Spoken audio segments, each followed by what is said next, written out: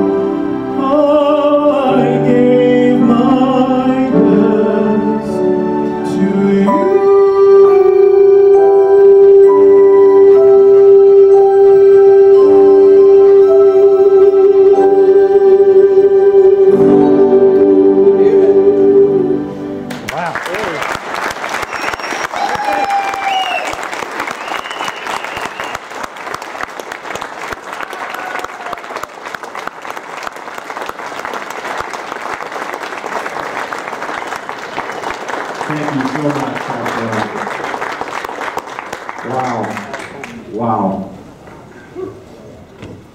Wow. Well, I think that states about everything I can say. Wow. Well, without further ado, give her a little time to compose herself here, but ladies and gentlemen, KrisAnne Hall.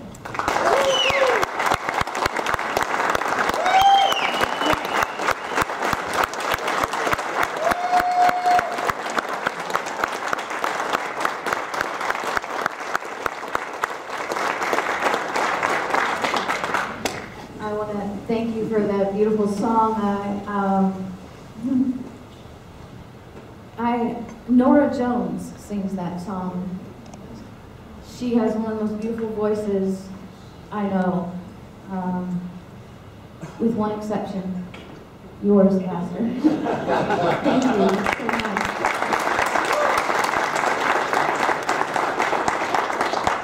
I want to tell you, I was going to get up here and say, hey, my name is KrisAnne Hall, and what Chris Kobach said, that's what I say too.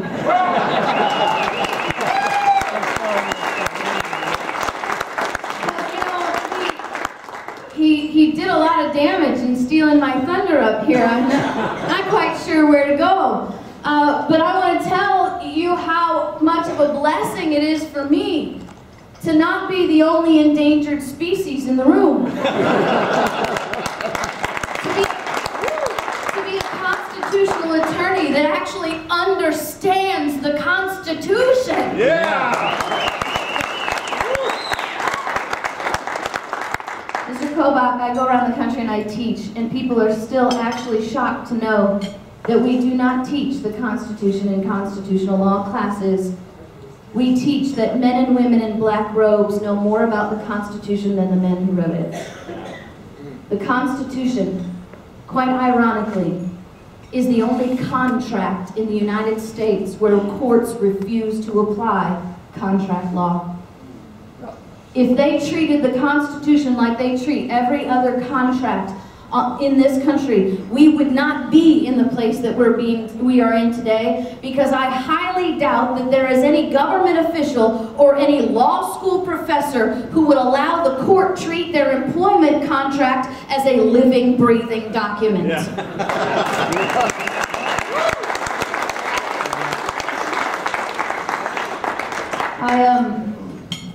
When I travel around and I teach, the 10th Amendment and the state sovereignty is very dear to my heart. But the lesson that I teach the most has to do with the history of our Constitution. See, if we don't understand where we came from, we have no idea who we are. We have no idea who we're supposed to be, what our obligation is. And then we're able to give in to all these lies and all this mistruth and propaganda about what our Constitution is and isn't. And this is how we are today, infested in our state governments with federal supremacists. Yep.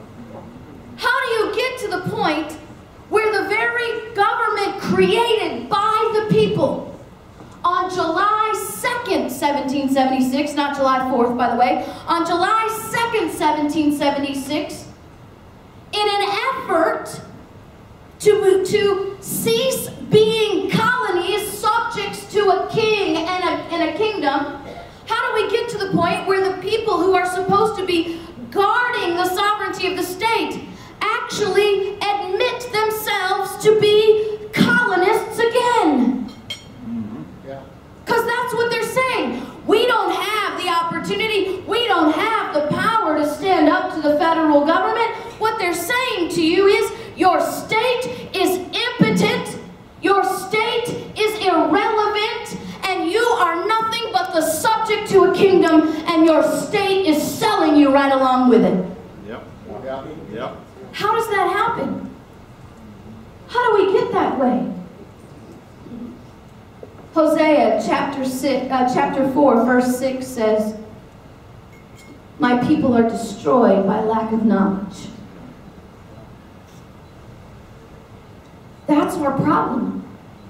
We simply do not know what we need to know, and we are not teaching what needs to be taught so that we are prepared, we are equipped, and we are able to take the stand in the defense of the liberty that does not belong to me, does not belong to you, but belongs to this little 8-year-old boy sitting here in the front row. Amen. Amen.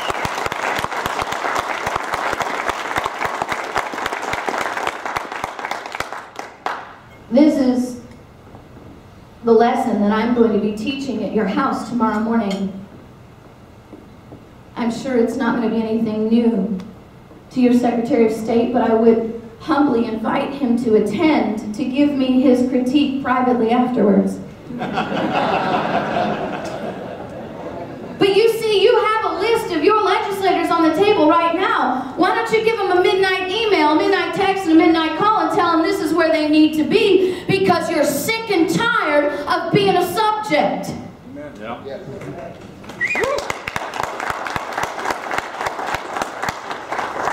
When I travel, one of the most asked questions I get is, KrisAnne, what do you think the greatest attack on America is today?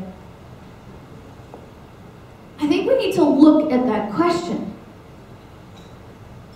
What is the greatest attack on America today? What is America but the symbol of liberty around the world? What is the greatest attack on liberty? Patrick Henry said, I have but one lamp by which my feet are guided, and that's the lamp of experience. He says, I know no way to judge the future but by the past. We are destroyed because of a lack of knowledge, because we no longer know the history that created us, and we've forgotten that history always repeats, and those who are ignorant of history are doomed to repeat its mistakes.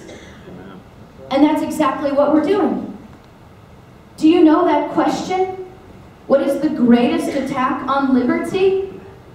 Is not a new question to be asked. Throughout history, the driving force of every movement of people has revolved around some form of liberty or another. Pushing back away from government, trying to take things that are inalienably yours. Samuel Adams wrote a dissertation in 1772, The Rights of Man. He said, among the natural rights of the colonists are these: first, life; secondly, liberty; third, property, together with the right to protect and defend them in the best means possible. Sam didn't sit down over a nice lager and chips and invent that on his own. That was a lesson that they had learned. 700 years, blood-bought, time-tested lessons and principles who make us what we are today. Government, James Madison said, was instituted to protect the rights and the property of the people. He said we must admit that the people have a right in their property, but we also must admit that the people have a property in their rights. Did you know your right was a tangible object? It is not an ideal. It is not just something that we talk about and dream about. It is real. You can hold it in your hand, and it's worth fighting for. It's worth dying for. It is worth life, fortune, and sacred honor. Amen.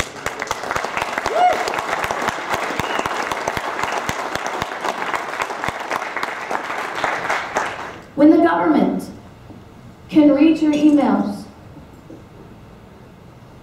listen to your phone conversations,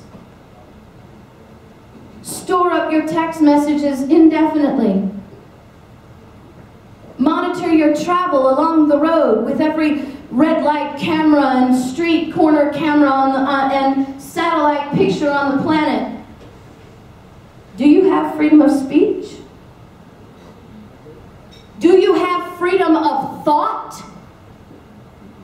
You see, you have a property in your rights, and the Fourth Amendment declares that you are secure in your person's, house's, papers, and effects, because your rights are part of those effects and a part of your property. But we are destroyed because we have a lack of knowledge. We don't understand. In 1100, what is the greatest destruction of liberty? The question was asked. and answered by King Henry I. Henry I declared in the 1100 Charter of Liberties, the greatest destruction of liberty of the people is when the government is in your church. Amen. Yep.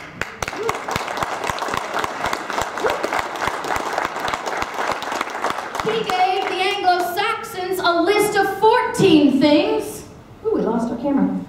A list of 14 things that would identify a government's attack on liberty. The government in your church. Do you know what else? Inheritance tax.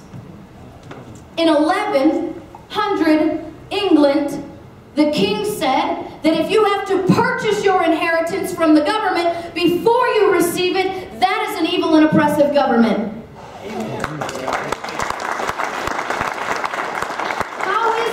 That in 1100 a king understood that an inheritance tax was the mark of an evil and oppressive government, but our governments call it today revenue. Henry also said that if you have a government built of lawmakers who make laws and then exempt themselves from the enforcement of those laws, you have an evil and oppressive government.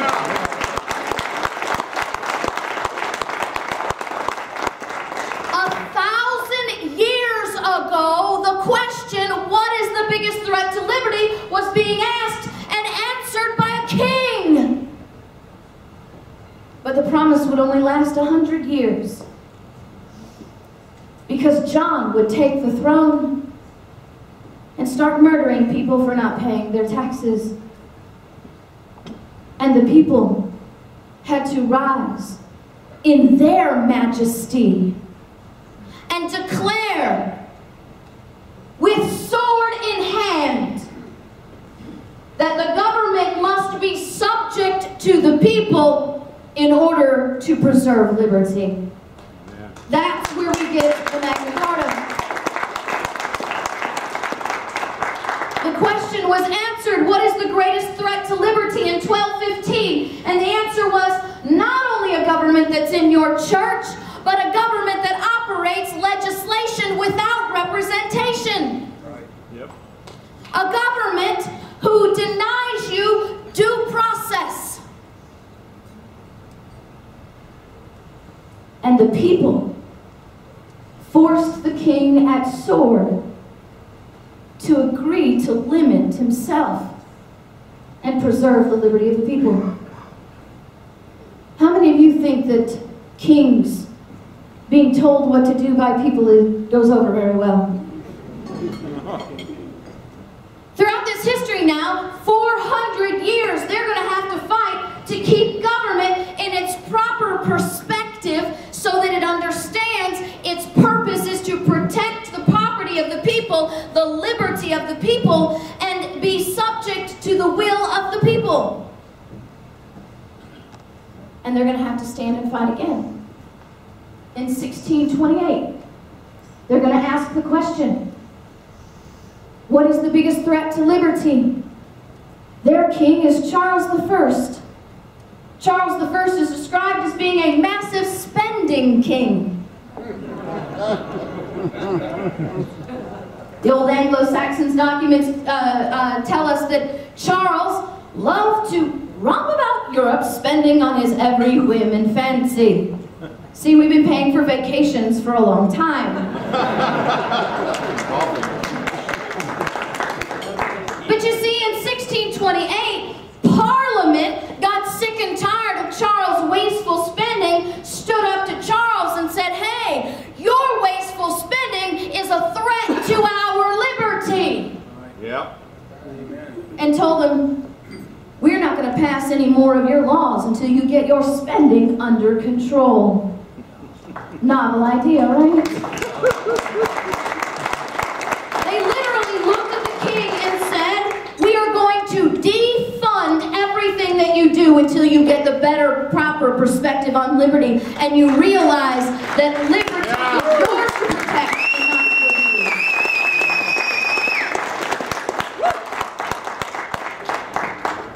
They made a mistake, though. A rebellion. See? They said, you know what? When the government is not willing to protect your property and your rights, it's time for a regime change. In a kingdom, the only way you regime change is with a sword. And they took this sword to the King Charles and told him, you will sign this promise called the Petition of Right of 1628, and you will promise us that you understand that liberty is the inherent possession of men and not the gifts of government, and you will promise to protect our liberty instead of filling your pockets. And they held a sword at Charles' throat, and he said, oh sure, I got your back, man. I'm with you all the way. And they trusted the government to keep their word. That was the mistake. Charles says, no, really, I understand. I'll work with you on this one. See, they ran John off the throne, but they let Charles stay. Do you know what the problem with holding the sword at the throat of the government to make it do something? As soon as you put the sword down, there's no more threat. And they go back to business as usual. Hey, I'm trying to teach us here some lessons throughout history that are relevant and should be applied today. Because Charles, once the sword was gone, went back to business as usual. And it was only 40 years later before the people decided, no, this negotiating with this king is not going to work. We need a regime change. He's not going to keep his promises. He doesn't care about our liberty. He doesn't care about our right in property. He's only caring about keeping his head and keeping his position. So we have another rebellion, another sword, and we get a real-time regime change because Charles is going to lose his head. A promise now. And the people have asked the question again in 1641. What is the greatest threat to our liberty?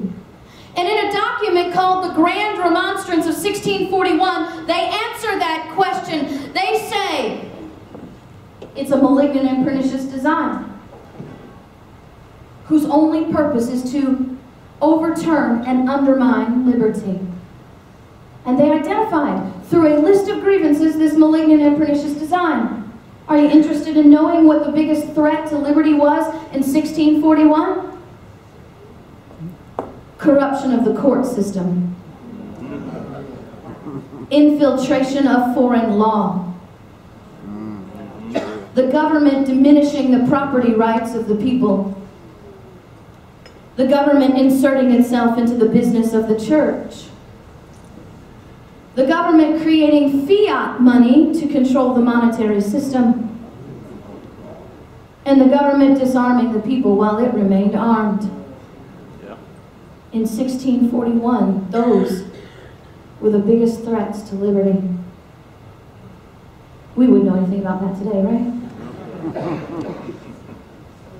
Charles was accused of taking them off the gold and silver standard by creating brass fiat money. You guys familiar with Agenda 21? Guess what? The United Nations didn't invent that attack on liberty. Go read the Grand Remonstrance. You'll see Charles I is accused of taking the private land from the landowners in the name of resource preservation, and I quote, depopulation. And in 1641, that was grounds for losing your head. Now, before you get too excited, 40 years later, the people have to ask the same question. What is the greatest threat of our liberty? Brand new King James I See, the interesting thing about history repeating, and those who are ignorant repeating its mistakes, is that it's always the people who are kept ignorant and the tyrants who remain informed. Because they learn from the shortfalls and the beheadings of their predecessors, and they learn how to make sure that they can take whatever they want from the people and still keep the people happy.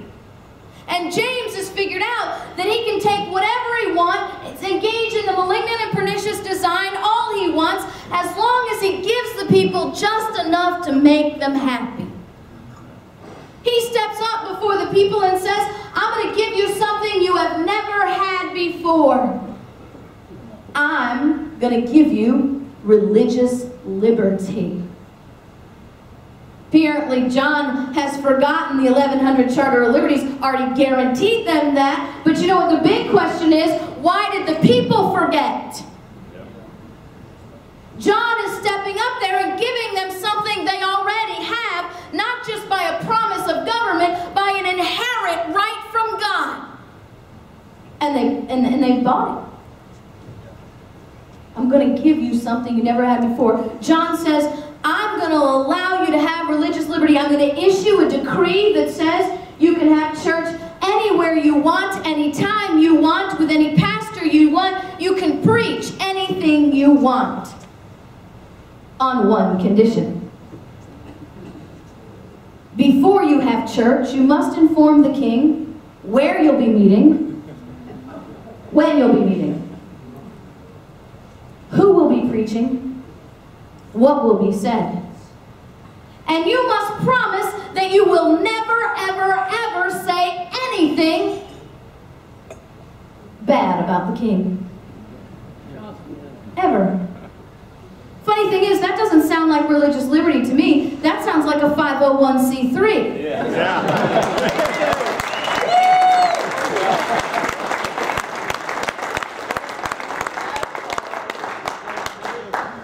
But apparently in 1688, the people had forgotten that 500 years ago, the king said that the church will be wholly free from government intrusion. Good news is, for the people of 1688, 7 bishops didn't forget. Amen. Yep. Because they stood up to the king and they said, you know what? We know our promises and we take our orders from God. We're not going to obey your decree. Hey, I'm calling out to a few pastors across this country who should have greater rights and greater knowledge than a bunch of people in 1688 who still called themselves subjects to a king. Amen. Amen. Now, John didn't take to being told off by the bishops too kindly, and he had them arrested and threw them in prison. Charged them with a crime called seditious libel. Seditious libel was the aspect you can't say anything bad about the king. Now, John had learned from Charles, you have to give them their day in court, because that was one of the reasons why Charles got his head chopped off. Charles was indefinitely detaining his people. Yeah. Hello? But John says, I'll give you your day in court. But he had nothing to fear. Because you see, John had invented an entirely separate court system. A court system called the Court of Ecclesiastical Causes, which was not bound by the liberty charters of the Anglo-Saxon, but was under the direct rule of the king, and they were bound to the king for their positions and their salaries. And seditious libel was drafted in such a way that truth was no defense. So even if you were correct in the bad things that you said about the king, you still had to die. Good news is for these bishops, they all had their day in court. 2 of them were acquitted because they found some real judges who understood the liberty charters and their constitution and refused to enforce an unconstitutional decree. The other 5 were also acquitted because they had a jury of their peers who refused to find them guilty of an unconstitutional crime. You see, we didn't invent our right to a trial by jury, and we didn't invent our inherent right to jury nullification either. Amen. Right. We inherited them all. But they knew more in 1688 than we did now.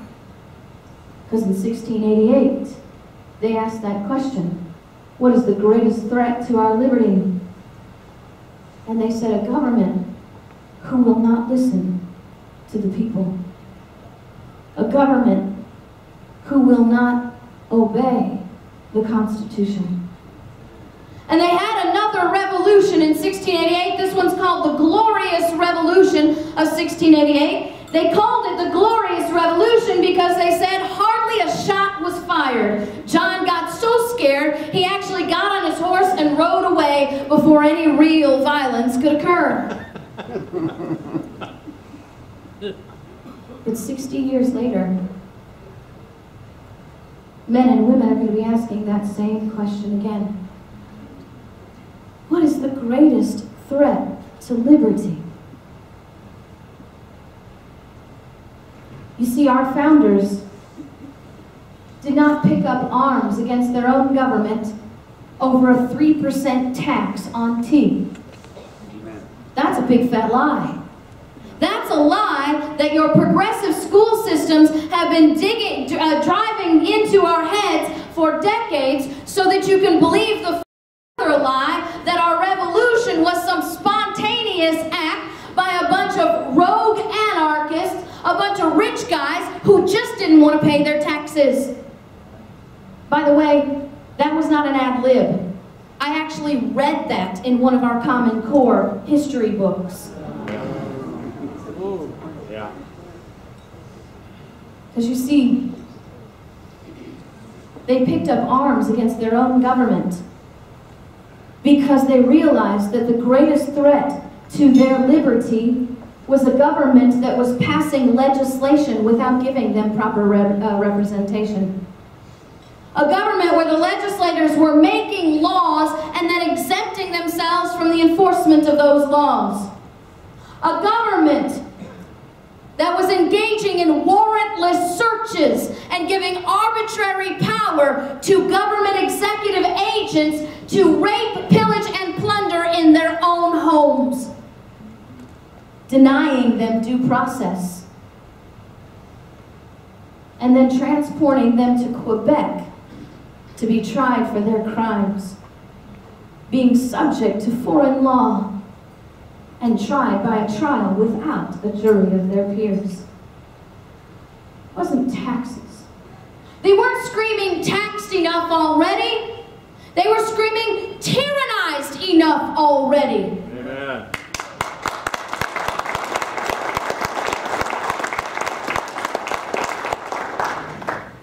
Another thing that they didn't like about their government, the biggest threat to liberty, was that the government was mandating purchases. See, if you didn't purchase the linen, lumber, sugar, tea, and ink that the Parliament wanted you to purchase, then you were subject to a warrantless search, thrown into prison, and transported to Quebec. You see, the Boston Tea Party was not about the tax on tea, it was about the mandate of the purchase of the East India Trading Company tea. That's why it was the East India Trading Company tea that went in the harbor. What is the greatest threat to liberty? The question that they asked in the years between 1765 and 1776. But you know what they did? They went one step further this time. They didn't just list a set of grievances. There are 5 liberty charters before the 1100 Charter of Liberties, the Magna Carta, the Petition of Right of 1628, the Grand Remonstrance of 1641, the Bill of Rights of 1689. All lists of grievances. These are the things that the government is doing to us to destroy our liberty. We did that in the Declaration of Independence, but we went one step further, because you see, the brilliance and the genius of what our framers did was not in declaring themselves independent from Great Britain, but declaring themselves independent from kings forever. Amen. Yeah.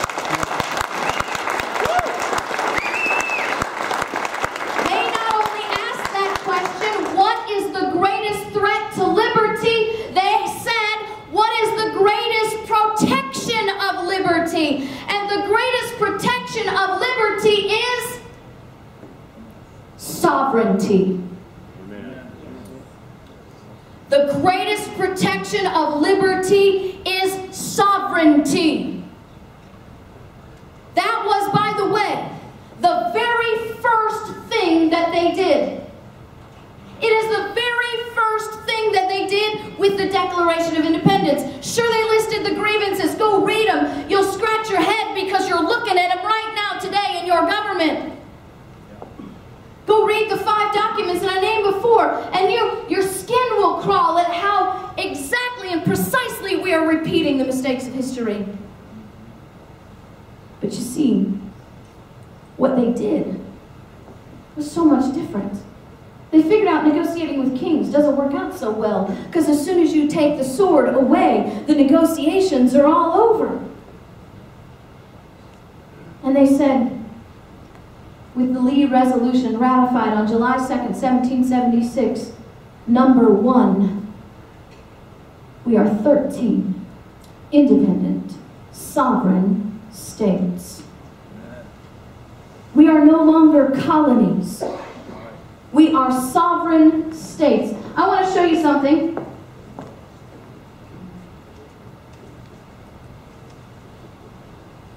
This is the last paragraph of the Declaration of Independence, which, by the way, is in great portion nearly verbatim to the Lee Resolution, which was the legislative act that made us independent from Great Britain. Because you see, we didn't become independent from Great Britain on July 4th. We became independent from Great Britain on July 2nd, when the Continental Congress debated, voted, and ratified the Lee Resolution. What they did on July 2nd was just as binding legally as anything that Congress does today that's constitutional. Yep.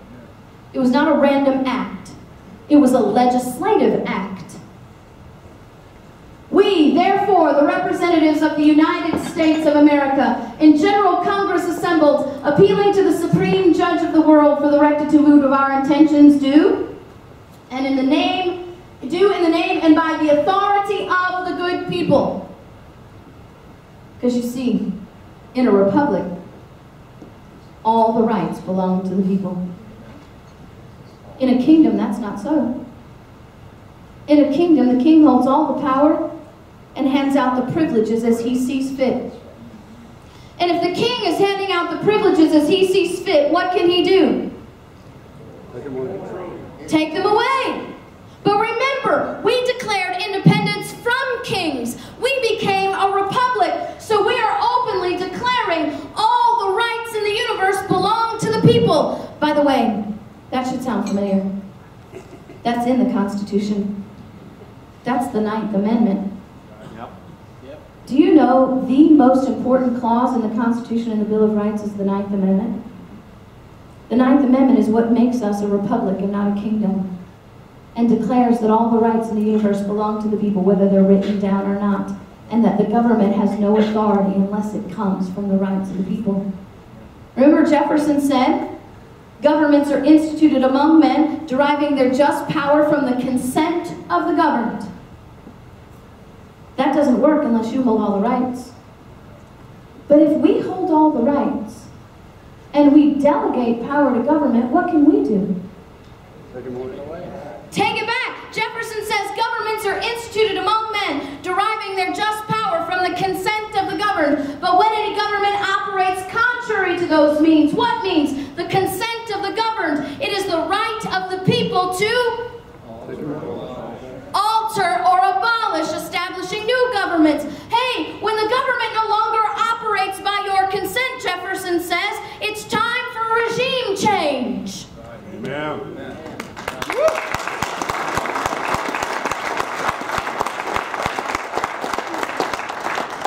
By the authority of the good people of these colonies, solemnly publish and declare, because we didn't become independent on July 4th, we published and declared our independence on July 4th, that these united colonies are, and of right ought to be, what? Free and independent states. They are sovereign. If you are free to do whatever you want, and you are independent to do that on your own will, that is the very definition of sovereignty. Free and independent states. See, they started off as colonies. What is a colony? It's a subset of a kingdom. A colony has no sovereignty. A colony can do nothing without the authority of the kingdom and the consent of the kingdom. And they said, by the laws of nature and of nature's God, we declare ourselves to be on this day sovereign. But what is a state? Because my people are destroyed by lack of knowledge. Do you know what? One of the biggest things that's destroying us is our ignorance about what a state is. I did a game. How many of you know a game psychologists play called free association? I played free association. I teach middle school and high school kids sometimes too. And I played free association with this high school class. And I said, all right, I'm going to say a word. You say the first thing that comes back to me. State. Colorado. Good. State. Nebraska. Good. State. Florida. Awesome. That's exactly what I wanted you to say. But I want you to understand something else. If I were playing that game with our founders, they would have said state, New York, state, Virginia. But there have been some other answers there too. Watch this, because we're going to continue the Declaration of Independence and learn what a state is. That they are absolved from all allegiance to the British Crown, and that all political connection between them and the what? State. Of what? Great Britain. Great Britain. That word state is not just synonymous with Kansas, Virginia, New York. It is synonymous with Great Britain, France, and Spain. When our framers created 13 independent, free, and sovereign states, they established sovereign governments that were no different than Great Britain, France, and Spain. And look at the power. Look at the power these independent, sovereign states have. Full power to levy war, conclude peace, contract alliances, establish commerce, and do all other acts and things which independent, sovereign states may have right do. Every single state assumed the very same power, the very same role as Great Britain, France, and Spain. And nothing has changed. Someone's going to say to you, well, that changed when we formed a union. Well, I'll disagree because the 10th Amendment says so. But don't you know? Our framers went on to tell us, even in 1799, Jefferson called the states independent and sovereign, with the right and the duty and the obligation to nullify laws that come from the federal government that are unconstitutional. Now, if our first 13 were formed with this power,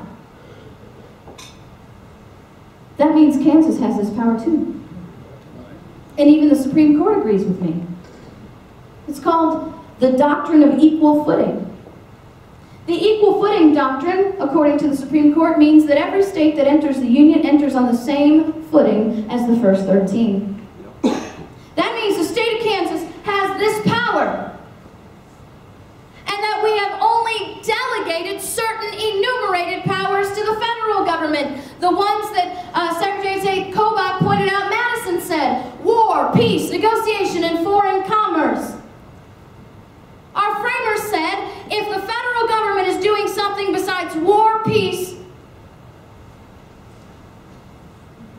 wait a minute, war, peace, foreign commerce, alliances, where did that power start off at? In the states. So if those powers were delegated, war, peace, negotiations, and foreign commerce were delegated to the federal government, who had to have been the delegator? The states. Now we saw a slide about a Supreme Court case, and I have a mental disorder when it comes to remembering people's names. They just totally fly out of my head. I don't know. Maybe it's because I meet like 1,000 people a week. I don't know. I can't remember the Supreme Court Justice's name, but I'm going to disagree with him. He said that the states retain the power with the exceptions of the powers they've surrendered. Hey, I want to tell you, Kansas, we have surrendered nothing.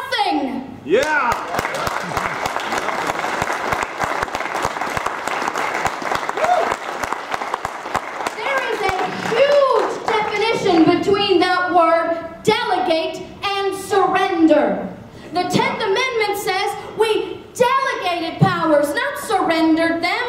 You delegate. Go look up that word in the dictionary. To delegate is a temporary transfer of authority to do a job for me. And if the power started with the states and the power was delegated to the federal government, do you know what that means? That means the states did a temporary transfer of power to the federal government to do a job for them, which means the states are the employers of the federal government. Amen.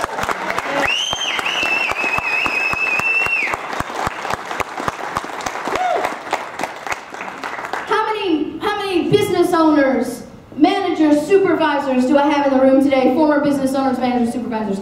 Let me ask you a question. If you had an employee come in to work one day, an employee, by the way, that you have delegated your authority to, right? Because when you own that business, every power belongs to you. And you delegate authority to employees to do a job for you. What happens if that employee comes in one day and says, sorry, boss, I ain't doing my job? All right. Oh, what are we going to do? Oh, my goodness. Let me go consult, and maybe I need to file a lawsuit. I don't know. What do I need to do? I'm never going to get this job done now. Really? What are you going to do? Fire him.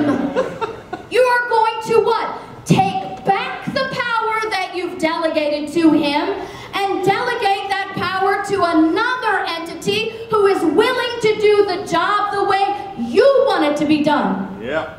Yeah. What happens if you come into work one day and your employee says, you know what, I don't really like the job that you've delegated to me. I'm not going to do this job. I'm going to do that guy's job. Does he have the authority to do that? No. Why? Because you never delegated that authority, right? So what are you going to do? Oh, well, maybe I should go consult with some other employers down the road and see what they might need to do about situations like that, you know. I don't know. No, you would fire them. Fire them on the spot. So let me ask you, Kansas, employer of Washington, D.C., what happens if the federal government shows up and says,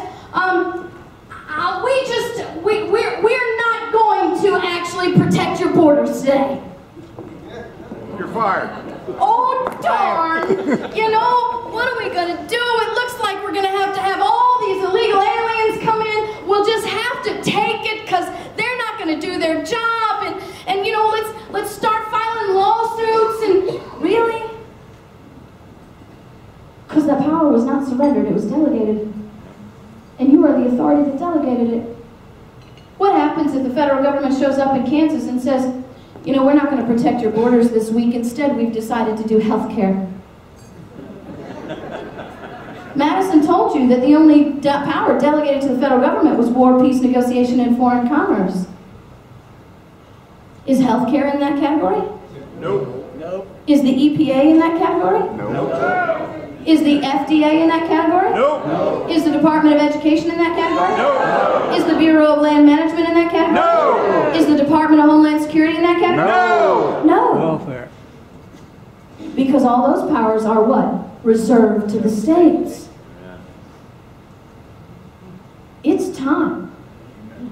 It is time to fire the federal government. Amen.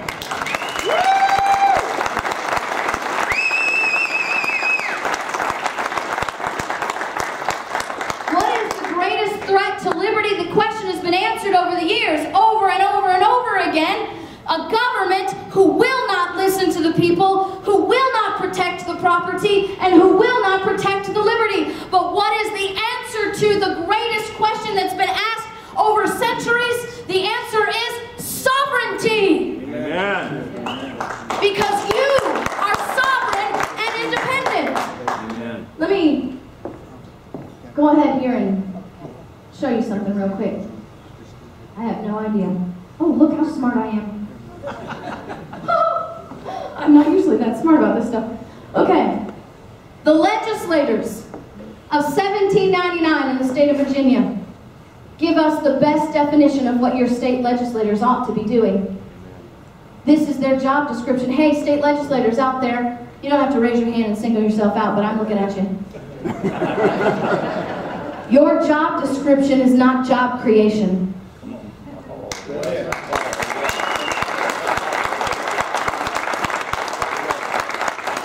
Your job description is not economic improvement. Hey, and here's a big one I wish we would get. Your job description is not the regulation of private industry. This is your job description. You are supposed to be the guardians of the state sovereignty. Amen.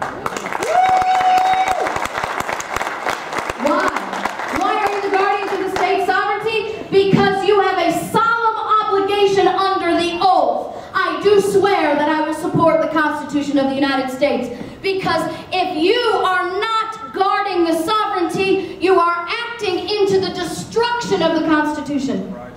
You see, the Constitution doesn't exist unless your states are sovereign. Yeah. The Constitution is a contract.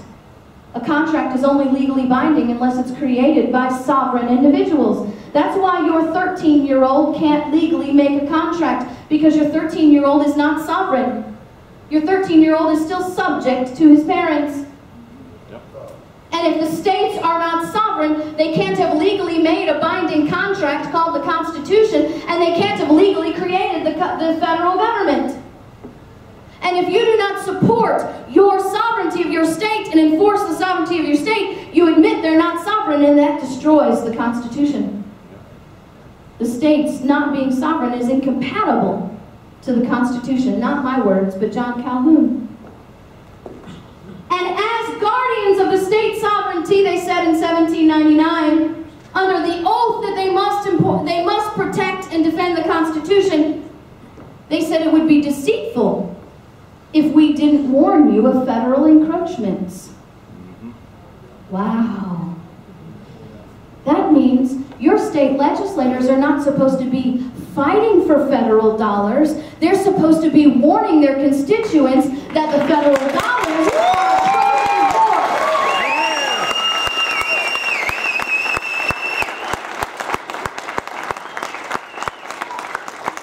because you see, in 1799, apparently they realized that if the state legislators, the gatekeepers of the sovereignty of the state and the guardians of the liberties of the people, allow these encroachments to come in, look, even if those encroachments are closed with the pretext of necessity. We have to have national health care. If we don't have national health care, everyone's going to die. I got bad news for you. Everybody's going to die. The Federal Health Care Act just allows the federal government to choose who dies, when and where, and how they die.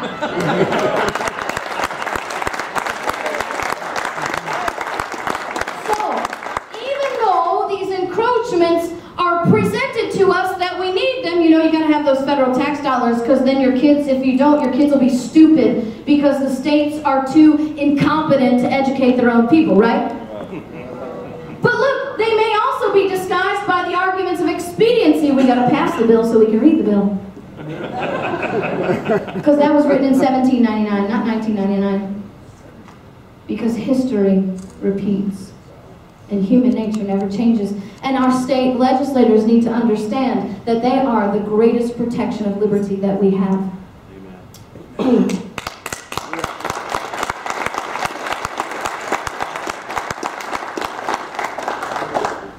I am preaching to the biggest choir I've ever preached to in my life. Because even when I teach about religious liberty in the churches, half of them are squirming in their seats.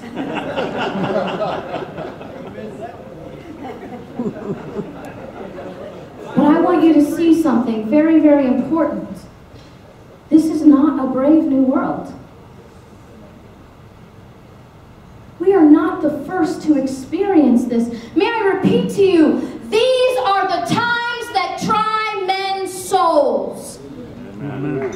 I want to see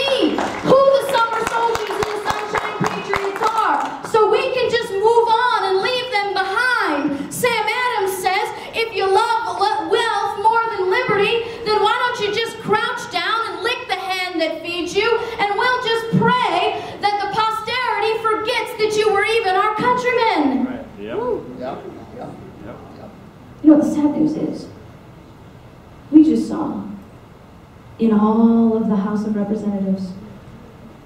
Only 25? Only 25 who love liberty more than wealth. And the rest of them classified themselves. But here's the question. Because I'm convinced America is suffering from Stockholm Syndrome. I'm convinced. We have our Tea Party meetings. We have our conservative caucus meetings. And we invite the people to speak to us who are the very ones who are destroying the Constitution.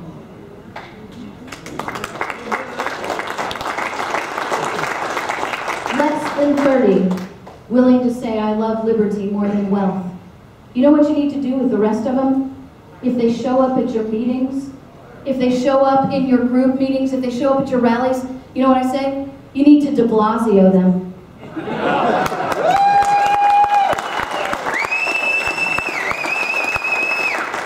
You need to physically stand up where you are and turn your back on them, because those 25 in the House stuck their necks out for you. And if you go back and worship those who did not stick out their neck, you are stabbing those in the back. And don't expect their help anymore. But what we should have seen is this. We have less than 30 people in the House of Representatives who love liberty more than life, who love your states more than their own pocketbooks and their own political gain. And it's about time we realize that the answer to the question, what is the greatest threat to liberty that we have today, is Washington, D.C. Yeah!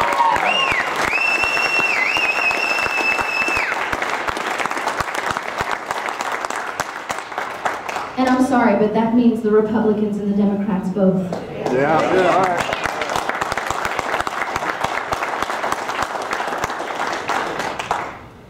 And I just want you to see today, we've asked that age-old question, what is the greatest threat to liberty? Washington, D.C. But we've also made the same answer that our framers did. Watch this.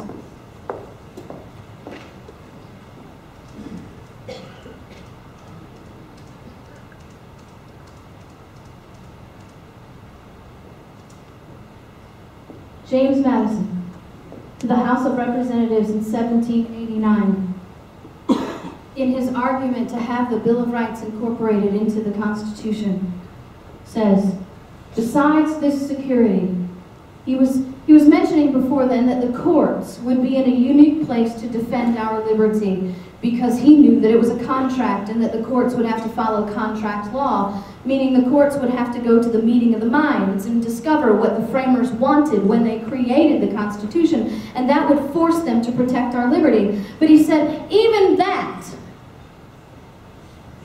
besides the courts, there is a great probability that such a declaration in the federal system would be enforced, the Bill of Rights, because the state legislatures will jealously and closely watch the operations of this government, the federal government. We won't have to worry about the federal government trumping our rights, because the state legislators will be on guard, because they know it's their duty to preserve the liberty of the people. And he says, look, the state legislators will jealously and closely watch the operations of this government and be able to resist with more effect every assumption of power that any other power on earth can do.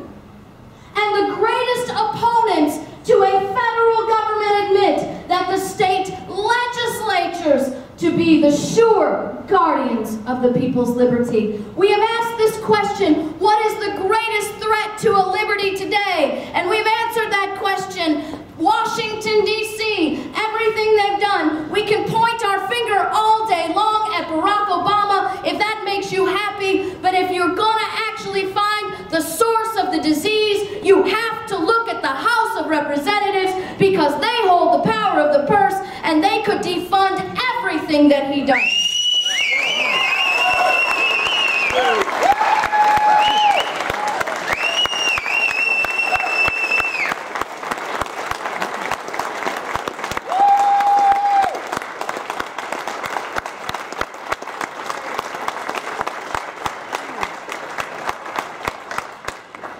Mr. Kovac showed you, and I'm showing you here today. Our framers said you don't have to have your hope in Washington, D.C. Your hope does not exist in a government who is willing to control itself. Because they knew that governments only promise to control themselves as long as you hold the sword at their throat. And the minute you stop holding the sword at your throat, minute you become pacified in your prosperity, the minute you become lazy in your luxury, they forget about you and become consumed with their own desires. Washington, D.C. is not the solution to your problem, and our framers never intended it to be. The solution to the question, what is the greatest threat to liberty, has always been and will always be the sovereignty of the states. Yeah!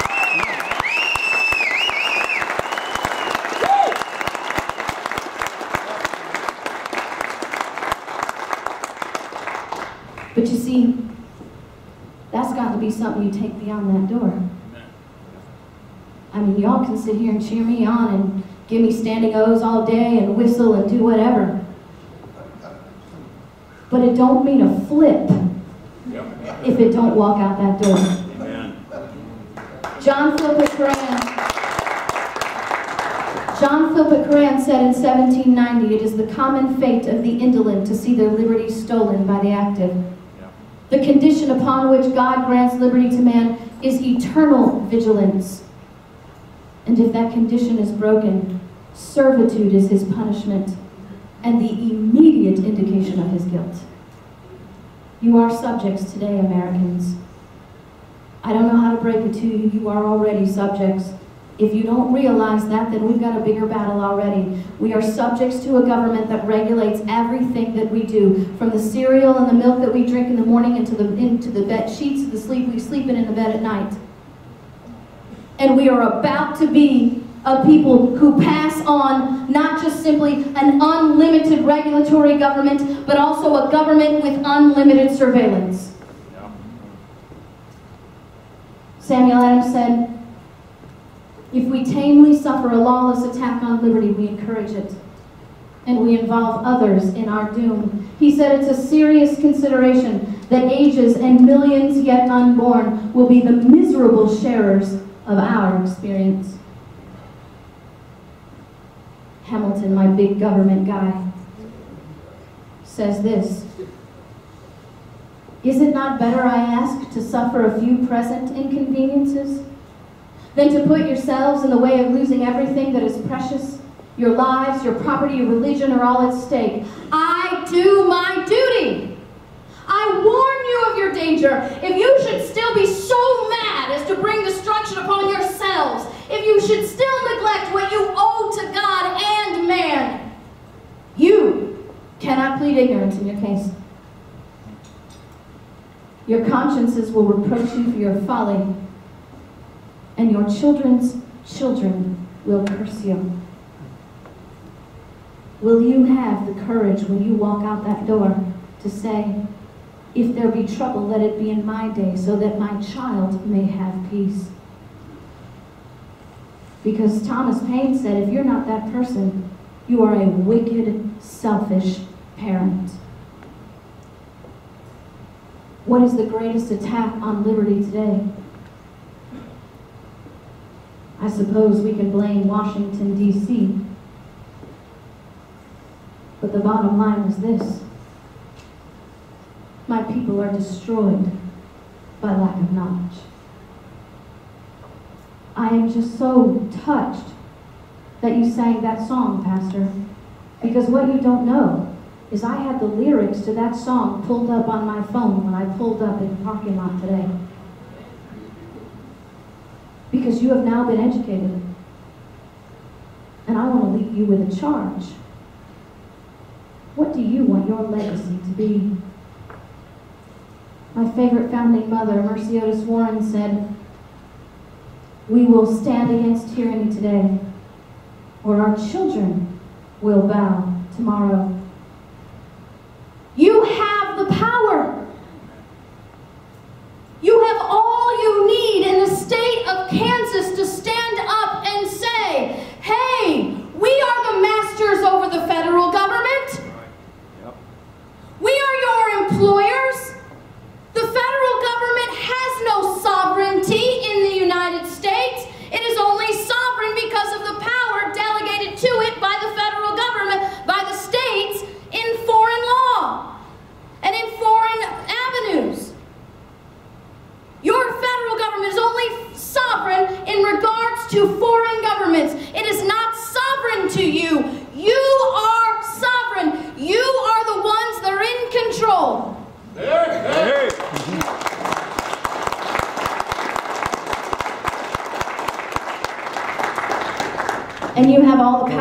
all the right you need to simply say, no more.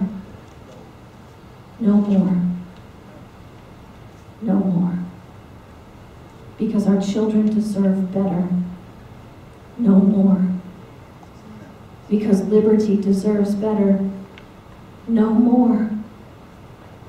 And because so many sacrificed so much so we could be here today. No more. So I'm just going to end, with your permission, Pastor, the same way I was led to end before you sang that song. What do you want your legacy to be? I want you, because I'm not going to sing this and distract you with the beauty of my voice. I want you to pay attention to these words. Because I want you to ask the question when you leave here today. What do you want your legacy to be? All we've been given by those who came before. The dream of a nation where freedom would endure. The work and prayers of centuries have brought us here today. What shall be our legacy? What will our children say? Let them say of me, I was one who believed in sharing the blessings I received. Let me know in my heart when all my days are through. America, America, I gave my best to you. Each generation from the plains to distant shores, with the gifts they were given, were determined to leave more. Battles fought together, acts of conscience fought alone. These are the seeds from which America has grown. Let them say of me, I was one who believed in sharing the blessings I received. Let me know in my heart when all my days are through. America, America, I gave my best to you. For those who think they have nothing to share, who fear in their hearts, there is no hero there. No, each quiet act of dignity is that which fortifies the soul of a nation that never dies. Let them say of me, I was one who believed in sharing the blessings I received. Let me know in my heart when all my days are through. America, America, I gave my best to you. God bless.